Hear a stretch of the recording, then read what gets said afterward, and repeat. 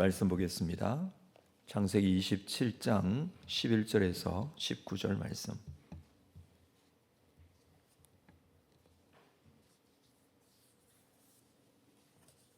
창세기 27장 11절에서 19절까지 말씀을 한 절씩 교독하겠습니다.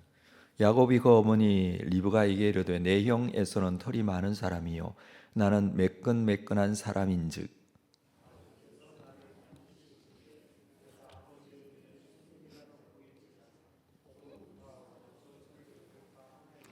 어머니가 그에게 이르되 내 아들아 너의 저주는 내게로 돌리리니 내 말만 따르고 가서 가져오라.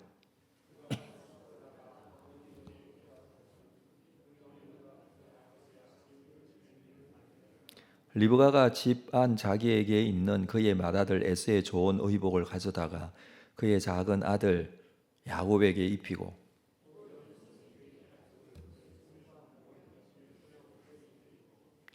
자기가 만든 별미와 떡을 자기 아들 야곱의 손에 주니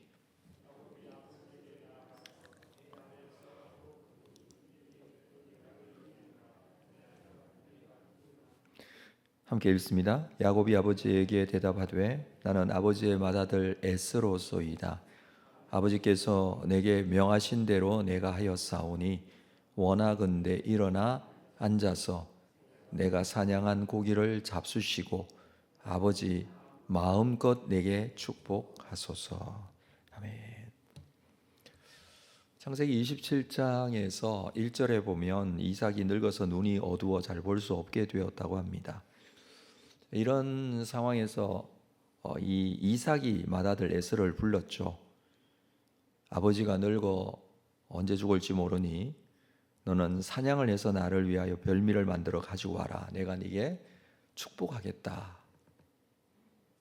이 이야기를 들은 리브가가 아들 야곱에게 내가 시키는 대로 하라라고 하면서 염소를 잡아다 자기가 요리를 해주면 아버지에게 가져가서 아버지의 축복을 네가 받아라.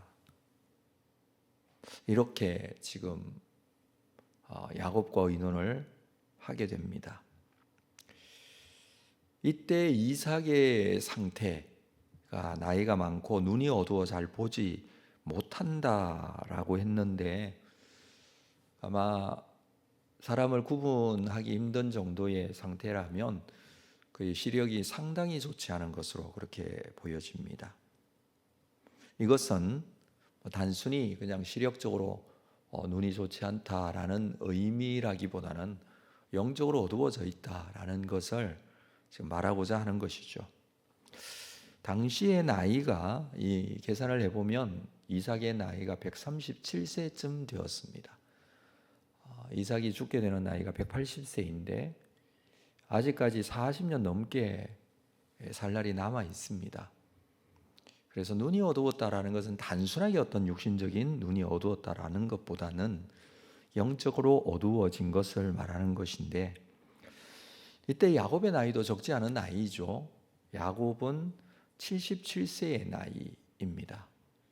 우리가 팥죽 사건이라든지 또 태어나는 쌍둥이 이야기 또 한 집 안에서 일어나는 이야기여서 이 나이가 좀 어린 나이로 생각할 수 있지만 이미 나이가 이 정도의 나이였다라는 것은 본문을 이해하는 데 있어서 조금 더 우리가 좀 다르게 생각할 수 있는 부분이죠.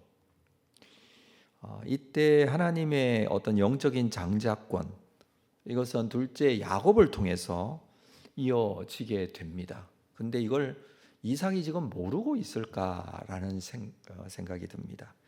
창세기 35장에서 임신하고 있을 때 리브가는 태중에서 두 아이가 싸우는 모습 때문에 너무 힘들어 하나님께 기도하는 부분이 있습니다. 그때 하나님께서 말씀하시는 내용이 두 민족이 내 복중에서 나누이리라. 이 족속이 저 족속보다 강하겠고 큰 자가 어린 자를 섬기리라.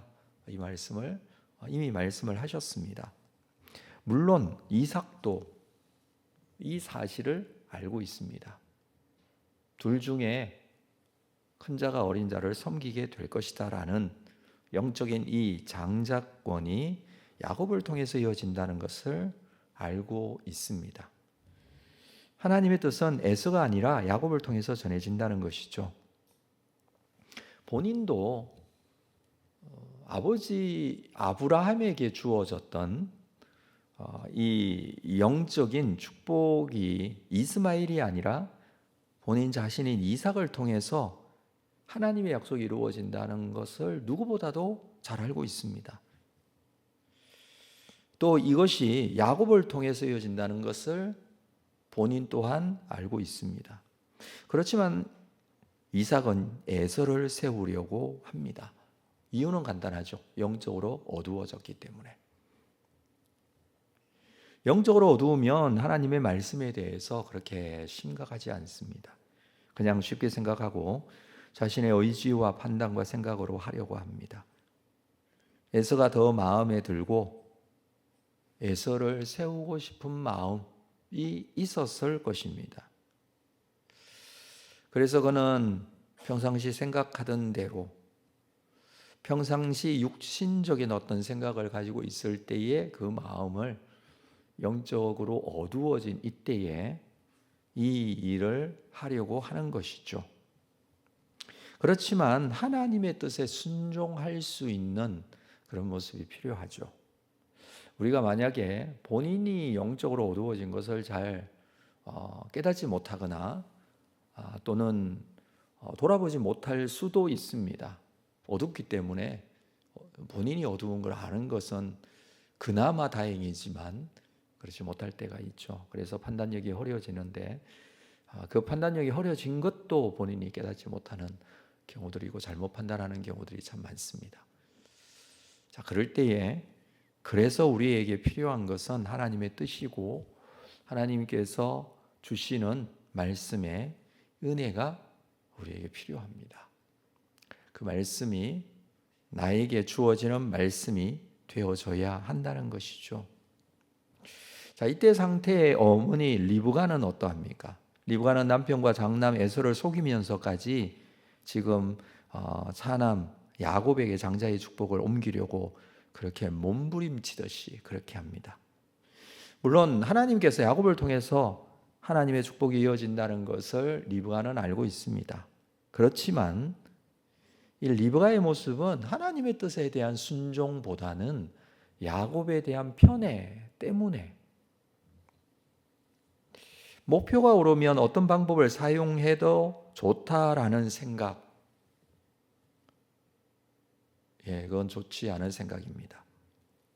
결국 이러한 편애, 이 편애로 인해서 이 가정에 좋지 않은 전통이 생기게 되죠. 나중에 야곱도 아들들 중에 요셉을 편애하는 모습, 자, 이것 때문에 이 가정의 형제의 여러 가지 문제들이 생기게 됩니다. 에서는 이 이야기에서 피해자로 보이기도 합니다. 그렇지만 에서는 장자의 명분을 가벼이 여기고 야곱에게 이미 장자의 명분을 팔았습니다. 이 명분이 그렇게 팥죽으로 판다고 이렇게 팔리는 것일까? 우리가 그렇게 생각해 볼 수도 있지만 에서의 태도가 그렇다는 것이죠.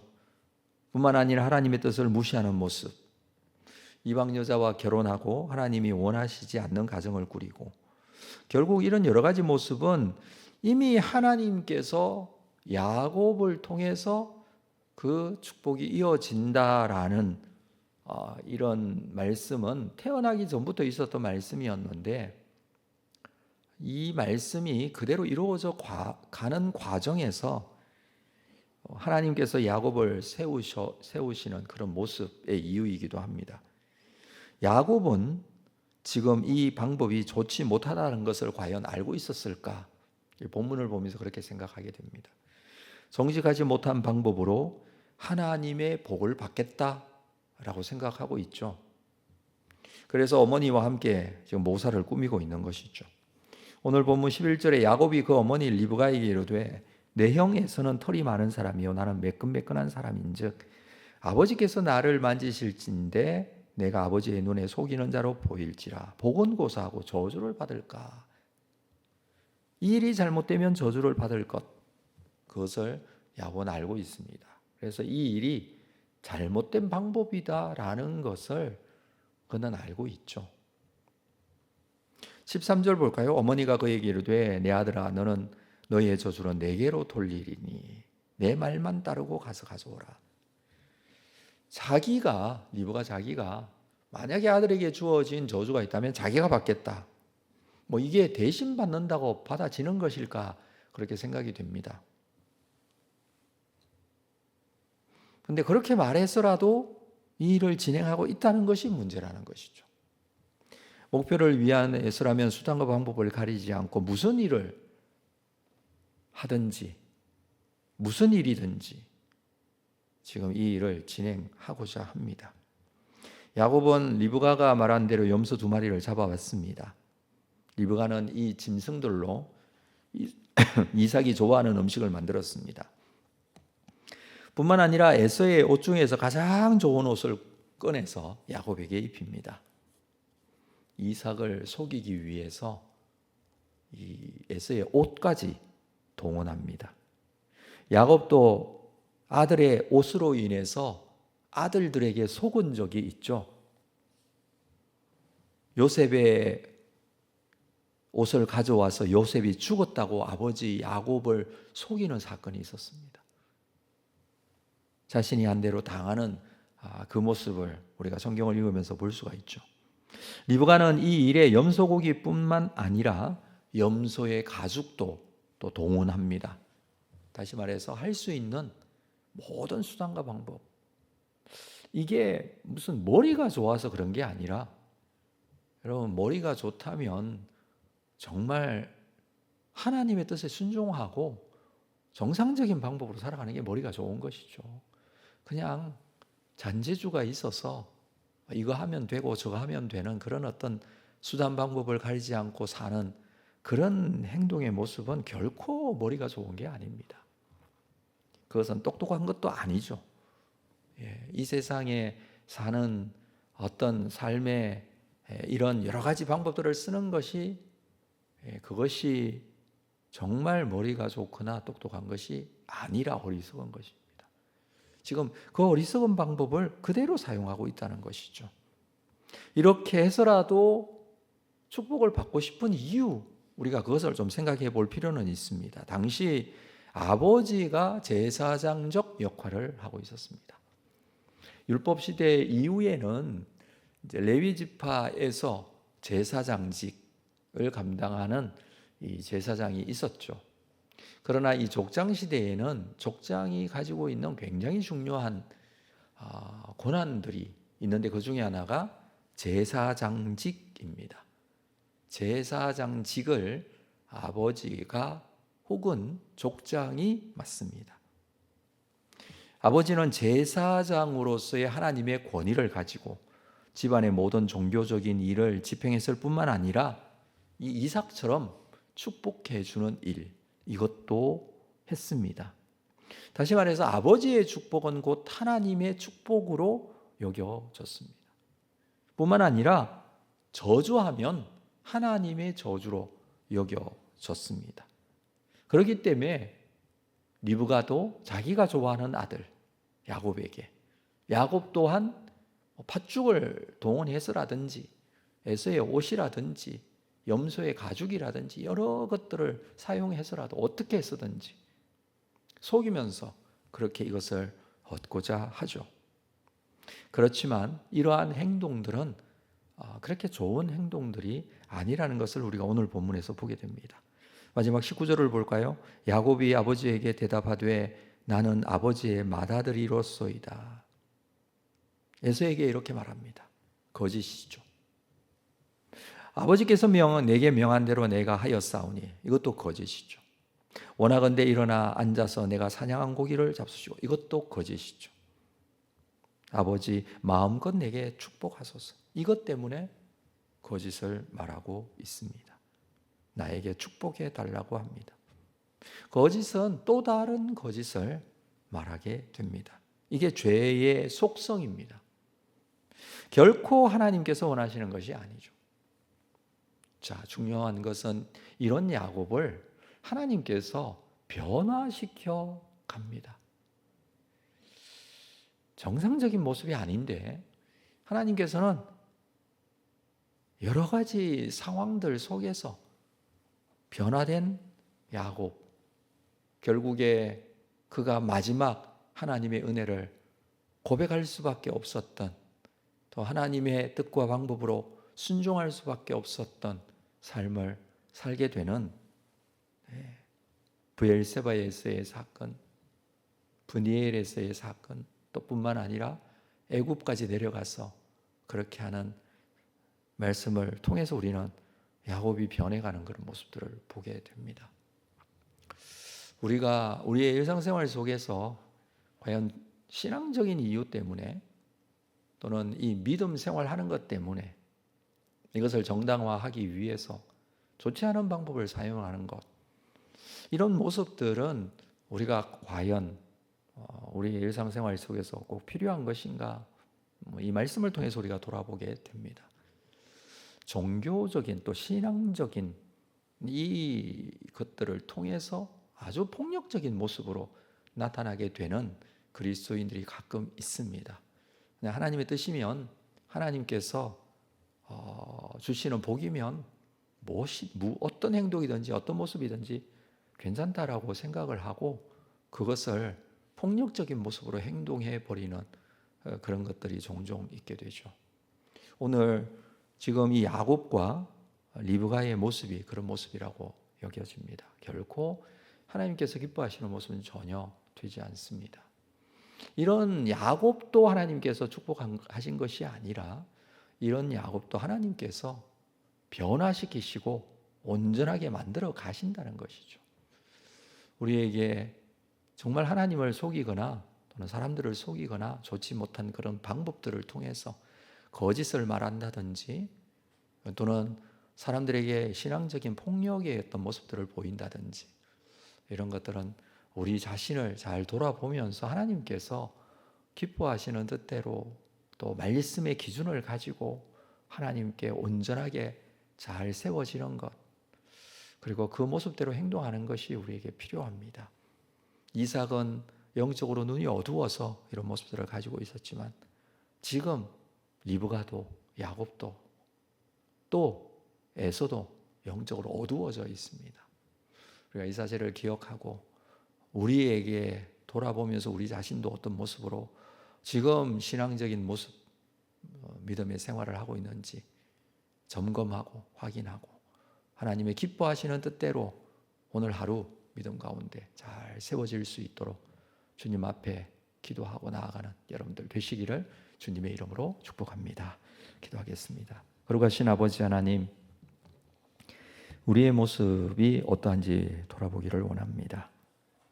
믿음과 신앙을 가지고 있지만 결코 하나님의 뜻에 맞게 또는 신앙의 어떤 정확한 기준과 믿음의 확신을 가지고 주님 앞에 신앙생활하며 좋지 못한 그런 행동들과 모습을 보이면서 이 종교적인 목표를 정당화하고 있지는 않은지 말씀을 통해서 돌아보게 됩니다. 우리의 믿음은 영적으로 어두워진 믿음의 모습 가지지 않도록 하나님 함께 하시고, 하나님께서 우리를 통해서 일하시고 역사하실 때에 선하신 뜻대로 쓰임 받을 수 있도록 인도하여 주옵소서. 오늘도 하루를 하나님의 영광을 위하여 믿음 가운데 살기를 원합니다. 예수님의 이름으로 기도합니다. 아멘. 하늘에 계신 우리